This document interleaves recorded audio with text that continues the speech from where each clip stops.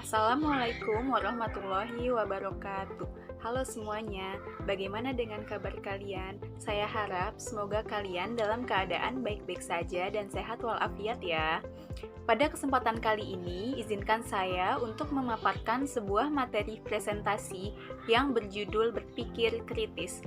Nah, untuk mengetahui lebih lanjut tentang apa itu berpikir kritis, mari kita simak dengan seksama video ini. Sebelum kita membahas materi tentang berpikir kritis, izinkan saya untuk memperkenalkan diri terlebih dahulu. Perkenalkan, nama saya Fida Aprida dari Program Studi Pendidikan Masyarakat, Fakultas Ilmu Pendidikan, Universitas Negeri Jakarta, Angkatan 2019. Oh iya, pastikan kalian sudah dalam posisi ternyaman untuk menyimak dengan seksama mengenai materi yang akan dibahas. Langsung saja kita mulai ya. Pasti kalian sudah sering mendengar istilah berpikir kritis, tetapi apakah kalian tahu apa itu berpikir kritis? Menurut Wikipedia, berpikir kritis adalah konsep untuk merespon sebuah pemikiran atau teorema yang kita terima. Respon tersebut melibatkan kemampuan untuk mengevaluasi secara sistematis. Lalu, setelah kita mengetahui tentang pengertian berpikir kritis, apa sih pentingnya berpikir kritis? Dengan berpikir kritis, segala sesuatu yang kita terima tidak akan kita ambil begitu saja dan kita dapat menemukan kebenaran yang sesuai dengan fakta yang ada. Seseorang yang membiasakan dirinya untuk berpikir kritis tidak akan mudah mempercayai sesuatu dengan begitu saja sebelum ia menemukan penjelasan yang masuk akal dari hal tersebut.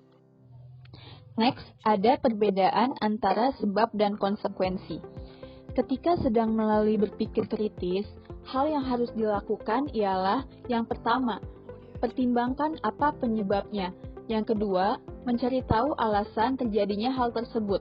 Yang ketiga, membuat rekomendasi pemecahan masalah. Yang keempat, pikirkan konsekuensi dari rekomendasi pemecahan masalah. Dengan memikirkan konsekuensi yang akan terjadi, rekomendasi apapun yang dibuat untuk pemecahan masalah memiliki peluang yang tinggi untuk berhasil. Dari hal tersebut, kita dapat mengetahui bahwa definisi sebab merupakan alasan dari suatu hal yang diperbuat. Sedangkan definisi konsekuensi adalah akibat atau resiko dari rekomendasi pemecahan masalah yang kita buat.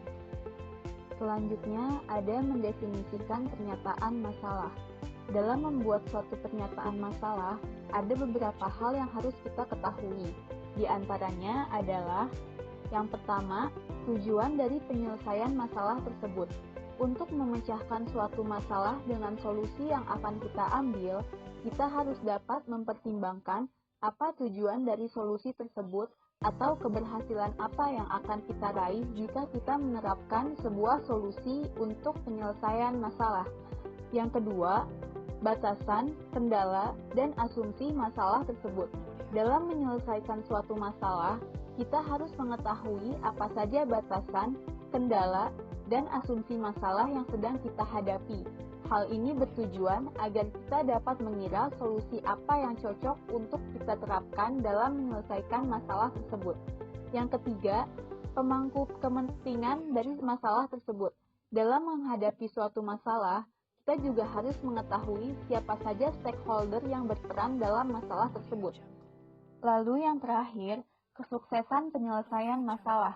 Setelah mengetahui dan memahami tiga hal sebelumnya, tentu kita akan menerapkan solusi sebagai bentuk dari pemecahan atau penyelesaian masalah yang sedang kita hadapi.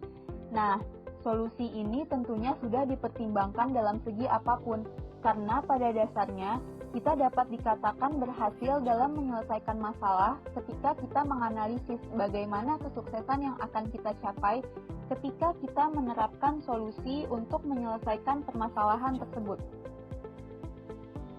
Lalu, kita dapat mengajukan beberapa pertanyaan fokus.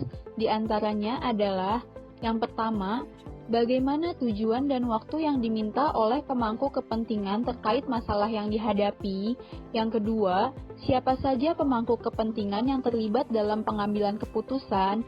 Yang ketiga, bagaimana menyusun langkah-langkah kuantitatif dan kualitatif yang dilakukan. Yang keempat, bagaimana memahami kendala dari masalah yang dihadapi. Selanjutnya, kita dapat menggunakan lensa baru untuk berpikir kritis. Untuk menerapkan hal ini, kita dapat melakukan berbagai cara. Di antaranya yang pertama, mengubah sudut pandang. Semua orang akan melihat masalah dengan cara yang berbeda dan mereka akan mendefinisikannya secara berbeda tergantung pada sudut pandang mereka. Oleh karena itu, kita tidak boleh melihat permasalahan hanya dari satu sudut pandang saja, melainkan harus dilihat pula dari sudut pandang yang lain. Yang kedua, mengubah konteks. Dalam mengubah konteks, kita dapat menata kembali masalah dengan cara baru. Yang ketiga, mengubah kenyataan. Dengan mengubah kenyataan, kita mungkin dapat menemukan cara berbeda untuk mendefinisikan masalah yang memungkinkan kita mengejar peluang yang berbeda. Dengan melihat masalah dengan cara baru, kita akan mendapatkan pemahaman yang jelas tentang apa masalah sebenarnya, sehingga dapat menghasilkan beberapa solusi inovatif dan berwawasan luas. Lalu, kita juga dapat menggunakan aturan 80/20 untuk berpikir kritis. Berpikir kritis tidak hanya berlaku untuk membuat rekomendasi. Kita perlu berpikir kritis tentang cara bagaimana caranya menghabiskan waktu dan energi kita. Oleh karena itu, kita dianjurkan untuk mengikuti aturan 80/20 atau dikenal sebagai prinsip Pareto. 20% penyebab dan 80% dampak. Itulah aturan 80/20. Kita perlu memikirkan pekerjaan dengan cara yang sama. Kita tidak dapat fokus pada 80% yang hanya mendorong 20% dari hasil. Fokuskan upaya pada hal yang bermakna. Next, ada beberapa jebakan umum saat memecahkan masalah. Yang pertama, terlalu cepat dalam menyelesaikan masalah tanpa mempertimbangkan apapun.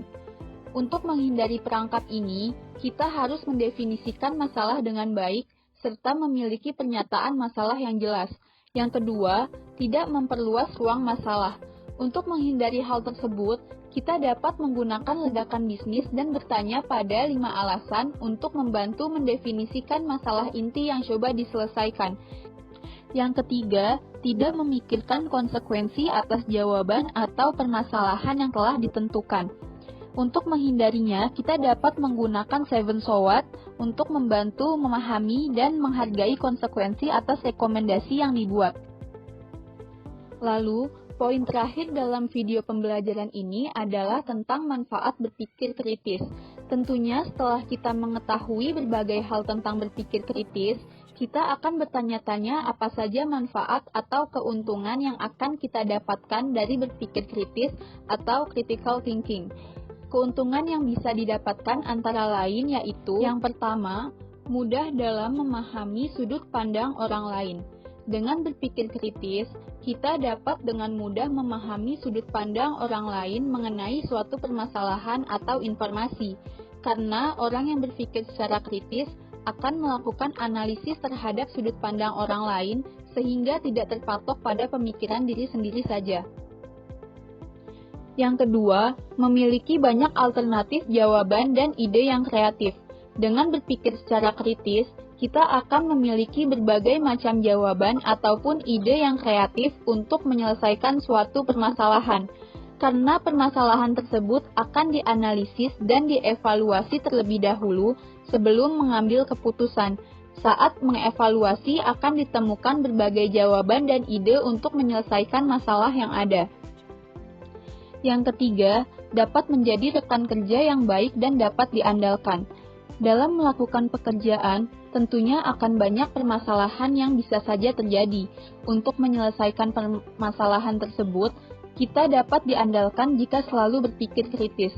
Dengan berpikir kritis juga membentuk kita sebagai rekan kerja yang baik, terutama dalam membantu pemecahan masalah rekan kerja ataupun perusahaan.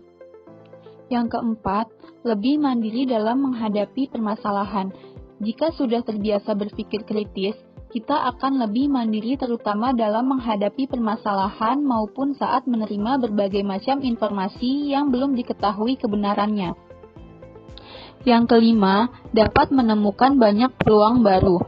Jika terbiasa berpikir kritis, kita dapat menemukan berbagai macam peluang baru.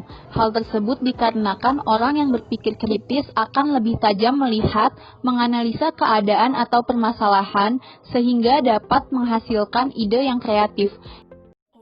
Ide kreatif ini dapat menjadi suatu proses pencapaian sebuah keberhasilan. Saya ucapkan terima kasih kepada kalian yang telah menonton serta menyimak video pembelajaran ini. Saya harap video pembelajaran ini dapat bermanfaat untuk kita semua. Sekian yang dapat saya sampaikan, kurang lebihnya mohon maaf. Wassalamualaikum warahmatullahi wabarakatuh.